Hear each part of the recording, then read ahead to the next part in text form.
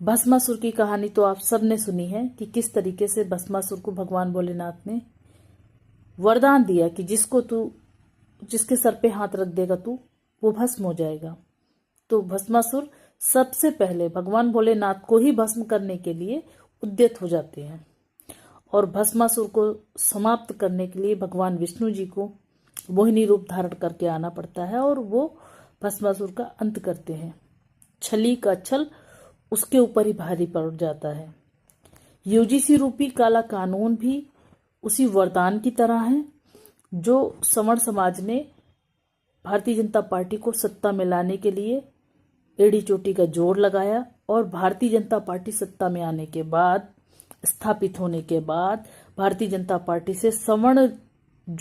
Bharatiya Janata party का गठन सवर्ण समाज के लोगों ने किया था, उस भारतीय जनता पार्टी को दीमक की तरह चाट करके सवर्ण समाज के लोगों को हटा करके धीरे धीरे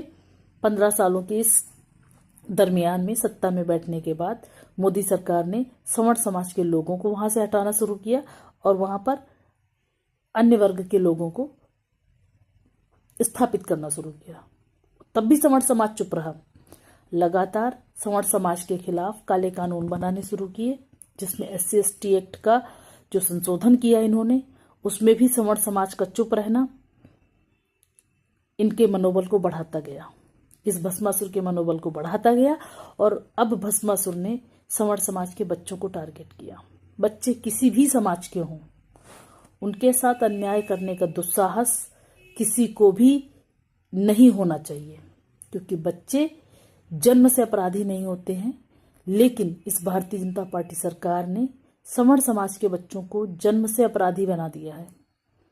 इस भारतीय जनता पार्टी को बनाने वाले भी सवर्ण थे, लेकिन अब उसमें प्रभुत्व स्थापित हो चुका है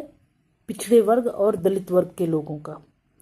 जिसमें से उनकी कुंठा, उनकी जातिवादी विषैलापन, उनका जातिवादी घृणास्पद व्यवहार जो वर्तमान में देखने को मिल रहा है, जगह जगह पर देखने को मिल रहा है। और अब तो उन्होंने सामान्य वर्ग में जन्म लेने वाले बच्चों को इस आधार पर अपराधी मान लिया कि उनका जन्म सामान्य परिवार में हुआ है,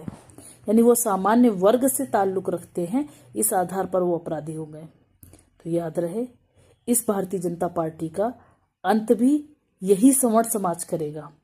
और हम में वो ताकत है कि हम दोबारा से एकजुट होकर, संगठित होकर एक नई पार्टी का गठन कर लेंगे, याद रखना। लेकिन भारतीय जनता पार्टी के विनाश की पटकथा